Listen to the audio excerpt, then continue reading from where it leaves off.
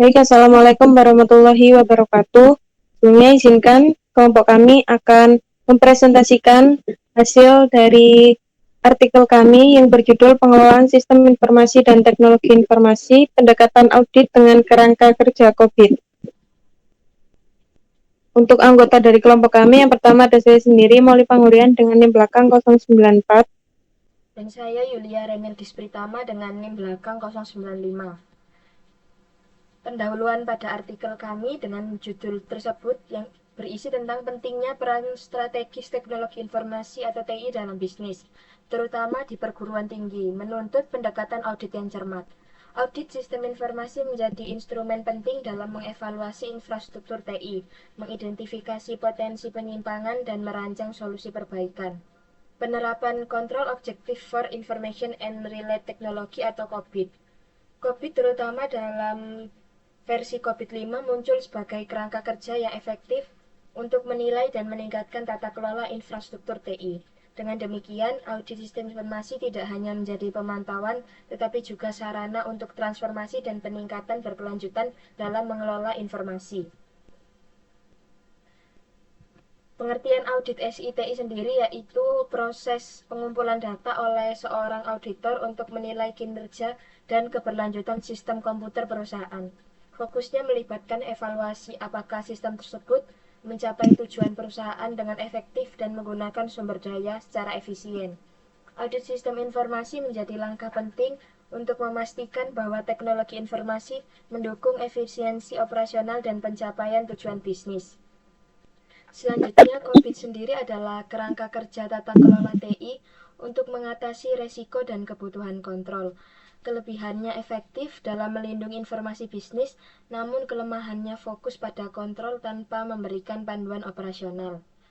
Perlu adanya adopsi kerangka kerja lain seperti ITIL dan telah mengalami evolusi untuk meningkatkan penerapan tujuan tata kelola TI Enterprise. Selanjutnya, sejarah COVID diciptakan sebagai model rinci untuk tata kelola TI termasuk standar seperti ISO dan kode etik Dewan Eropa. Edisi COVID telah berkembang sejak pertama kali diterbitkan pada tahun 1996 dengan fokus pada tujuan pengendalian dari ESACF. COVID diperbarui dengan teknik internasional dan standar industri untuk penerapan dalam berbagai organisasi dan mencerminkan prinsip GAP. Selanjutnya yaitu komponen utama pada COVID. Yang pertama ada eksekutif summary atau ringkasan eksekutif, yaitu bagian dari COVID yang memberikan gambaran singkat dan ringkas mengenai tujuan utama, struktur, serta nilai dan manfaat yang dapat diperoleh dari penerapan COVID. Yang kedua yaitu framework atau kerangka kerja, yaitu merinci kerangka kerja COVID yang mencakup struktur dasar untuk tata kelola TI. Framework COVID mencakup 4 domain utama, yaitu plan and organize atau rencana dan organisasi, terus acquire and implement atau peroleh dan implementasikan, kemudian deliver and support yaitu sampaikan dan dukung, dan yang terakhir monitor and evaluate atau monitor dan evaluasi. Yang ketiga yaitu kontrol objektif atau tujuan pengendalian, yaitu menyajikan tujuan-tujuan pengendalian yang harus dicapai oleh organisasi dalam mengelola TI. Tujuan pengendalian ini memberikan panduan konkret untuk mencapai tingkat keamanan. Yang keempat yaitu audit guidelines, yaitu panduan yang dirancang untuk membantu auditor dalam mengevaluasi keefektifan pengelolaan dan pengendalian TI berdasarkan kerangka kerja COVID.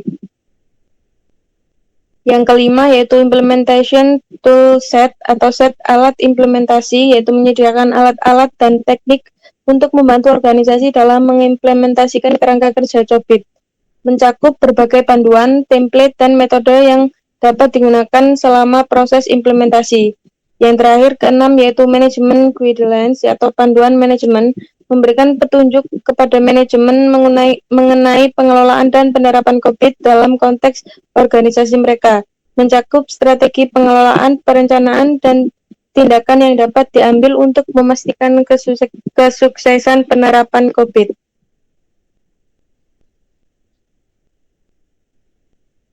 Manfaat audit SITI dengan COVID. yaitu ada identifikasi resiko, yaitu penetapan resiko terkait. Auditor mengidentifikasi potensi resiko yang dapat mempengaruhi keberlanjutan, keamanan, dan kinerja sistem informasi. Selanjutnya ada penilaian dampak resiko, yaitu auditor mengevaluasi potensi dampak dari setiap resiko yang diidentifikasi. Kemudian evaluasi pengendalian, ada penilaian pengendalian internal, yaitu audit mengevaluasi efektivitas pengendalian internal yang telah diimplementasikan dalam organisasi. Kemudian penentuan kekuatan dan kelemahan pengendalian. Auditor menentukan sejauh mana pengendalian internal tersebut efektif dalam respon terhadap resiko dan menilai kekuatan serta kelemahan yang mungkin ada. Selanjutnya, pemantauan kinerja, yaitu pengukuran kinerja proses TI. Auditor melakukan pemantauan terhadap kinerja proses TI yang telah diidentifikasi dalam kerangka kerja COVID. Selanjutnya, rekomendasi perbaikan kinerja. Jika ditemukan kelemahan atau ketidaksesuaian dalam kinerja, auditor memberikan rekomendasi perbaikan untuk meningkatkan efisiensi dan efektivitas proses TI. Selanjutnya, kepatuhan terhadap standar, yaitu pemahaman terhadap standar yang berlaku. Auditor memastikan bahwa organisasi patuh terhadap standar dan regulasi yang berlaku. Selanjutnya, penilaian kepatuhan. Auditor mengevaluasi langkah-langkah yang diambil oleh organisasi untuk memastikan kepatuhan terhadap standar tersebut. Jika ditemukan ketidaksesuaian, rekomendasi perbaikan atau tindakan korektif akan diberikan. Selanjutnya terdapat langkah-langkah audit dengan COVID. Di sini terdapat gambar dengan inputnya, yaitu audit guidelines dengan yang langkah pertama yaitu identifikasi dan dokumentasi, evaluasi kendali, menilai kepatuhan, dan penilaian risiko dengan output dokumen laporan yang pada setiap langkah-langkah tersebut akan dijelaskan sebagai berikut. Yang pertama ada identifikasi dan dokumentasi. Langkah pertama yaitu kebijakan dan prosedur. Kebijakan besar dan prosedur terkait dengan harus dirancang dan disesuaikan dengan tujuan, nilai, dan visi organisasi. Dokumen kebijakan dan prosedur harus mencakup aspek hubungan pihak ketiga, seleksi vendor, dan keamanan TI. Langkah kedua yaitu daftar hubungan pihak ketiga, yaitu daftar hubungan pihak ketiga yang mencerminkan vendor-vendor yang memiliki dampak signifikan terhadap operasi organisasi. Daftar tersebut juga harus mencerminkan inklusivitas, mempertimbangkan semua entitas pihak ketiga yang berkontribusi pada layanan atau produk organisasi. Langkah selanjutnya pelaporan layanan. Format dan detail pelaporan layanan perlu disesuaikan dengan kebutuhan manajemen dan pemangku kepentingan internal. Ini dapat mencakup informasi yang spesifik untuk memenuhi ekspektasi organisasi. Selanjutnya ada notulen rapat. Isi dari notulen rapat perlu diarahkan sesuai dengan fokus dan prioritas organisasi. Diskusi dan keputusan dalam rapat harus mencerminkan kebutuhan strategis dan operasional. Langkah selanjutnya kerahasiaan perjanjian. Perjanjian kerahasiaan harus disesuaikan dengan kebijakan dan aturan organisasi. Hal ini memastikan bahwa tingkat kerahasiaan yang diinginkan tercapai dan sesuai dengan kebijakan privasi yang berlaku. Langkah selanjutnya akses keamanan. Profil dan sumber daya yang tersedia untuk vendor harus ditetapkan berdasarkan tingkat keamanan yang diinginkan oleh organisasi. Ini mencakup penyesuaian terhadap kontrol keamanan dan kebijakan TI yang berlaku. Langkah selanjutnya ada evaluasi kendali yang berisi identifikasi kontrol, yaitu langkah pertama internal yang relevan dengan melibatkan pemahaman terhadap proses bisnis organisasi dan pengenalan terhadap kontrol yang diterapkan untuk mengelola resiko dan mencapai tujuan. Langkah selanjutnya pemahaman kontrol. Setelah identifikasi kontrol, langkah berikutnya adalah memahami tujuan dari setiap kontrol. Ini mencakup penilaian terhadap desain kontrol seperti apakah kontrol tersebut dirancang dengan baik untuk mengatasi risiko tertentu. Langkah selanjutnya penilaian keefektifan. Evaluasi dilakukan untuk menilai seberapa efektif kontrol dalam mencapai tujuannya. Pertanyaan-pertanyaan seperti seberapa baik kontrol mengurangi resiko atau mengoptimalkan proses bisnis dievaluasi dengan cermat. Langkah selanjutnya pengumpulan bukti. Proses evaluasi melibatkan pengumpulan bukti yang mendukung implementasi kontrol. Ini bisa melibatkan pemeriksaan dokumen, wawancara dengan personil, atau pengujian langsung terhadap sistem atau proses. Selanjutnya penerapan standar atau kerangka kerja. Standar atau kerangka kerja seperti yang digunakan yaitu COVID membantu menyediakan pedoman untuk mengevaluasi kontrol. Dengan menerapkan kerangka kerja ini, auditor dapat menilai kepatuhan organisasi terhadap prinsip-prinsip terstandar. Selanjutnya yaitu identifikasi kelemahan dan ketidaksesuaian. Dalam proses evaluasi, auditor mencari kelemahan atau ketidaksesuaian dalam implementasi. Hal ini mencakup pelanggaran kebijakan, cacat dalam desain, atau ketidakpatuhan terhadap standar yang berlaku.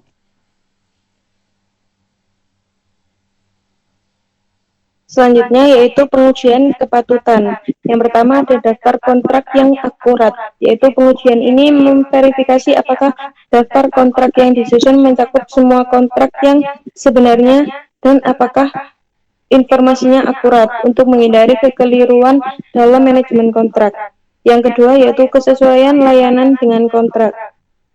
Pengujian ini bertujuan untuk memastikan bahwa layanan yang diberikan oleh pihak ketiga sesuai dengan isi kontrak yang telah ditetapkan. Yang ketiga yaitu identifikasi penyedia layanan. Pengujian ini mengevaluasi apakah penyedia layanan yang sebenarnya telah diidentifikasi dengan jelas sesuai dengan ketentuan kontrak. Selanjutnya pemahaman tanggung jawab pihak terkait. Pengujian memastikan bahwa manajemen atau pemilik terlibat dalam kontrak memahami dan memenuhi tanggung jawab mereka dijelaskan dalam kontrak. Yang kedua, konsistensi kebijakan dan prosedur. Pengujian ini menilai apakah kebijakan dan prosedur terkait hubungan pihak ketiga konsisten dengan kebijakan umum organisasi. Selanjutnya, kebijakan khusus untuk kontrak. Pengujian ini memeriksa keberadaan kebijakan khusus yang menangani kebutuhan kontrak dan apakah kebijakan tersebut mencakup semua aspek yang diperlukan. Selanjutnya ada penilaian risiko. Yang pertama, pembandingan jasa, yaitu proses pembandingan layanan internal dengan standar industri atau organisasi sejenis bertujuan untuk mengevaluasi efektivitas dan efisiensi layanan internal, membantu dalam mengidentifikasi peluang perbaikan dan penyempurnaan. Selanjutnya, tinjauan rinci kontrak, yaitu melalui tinjauan rinci setiap kontrak. Tujuan utamanya adalah menetapkan ketentuan kualitatif dan kuantitatif dengan jelas, sehingga kewajiban yang didefinisikan dapat dipahami dengan baik oleh semua pihak terkait. Kemudian, ketentuan koordinasi dan komunikasi, yaitu proses identifikasi dan penjelasan ketentuan terkait koordinasi dan komunikasi antara penyedia layanan dan pengguna layanan informasi sangat penting untuk memastikan sinergi dan pemahaman yang baik di antara keduanya. Selanjutnya, akurasi faktur pihak ketiga. Memastikan bahwa faktur pihak ketiga mencerminkan dengan akurat biaya untuk layanan kontrak yang dipilih untuk mencegah ketidaksesuaian biaya dan mengoptimalkan manajemen anggaran. Selanjutnya, komunikasi internal. Penting bagi organisasi untuk memastikan adanya komunikasi yang efektif mengenai isu-isu kontrak antara pihak internal dan vendor pihak ketiga. Selanjutnya, persetujuan hukum dan manajemen. Memastikan bahwa semua kontrak mendapatkan persetujuan dari tim hukum dan manajemen. Penilaian risiko yang sedang berlangsung membantu memastikan kebutuhan hubungan atau kebutuhan modifikasi hubungan terpenuhi. Kemudian, pelaporan dan tindakan korektif, yaitu proses pelaporan sedang berlangsung dan tindakan korektif oleh manajemen terhadap laporan kontrak dilakukan dapat memperbaiki kesalahan atau ketidaksesuaian. Kemudian, kewajaran biaya, memastikan bahwa biaya layanan kontrak sebanding dengan kinerja internal, eksternal, dan standar industri menjadi dasar untuk pengambilan keputusan anggaran. Evaluasi ini memastikan keadilan dalam pembayaran. Kemudian, rencana kontingensi.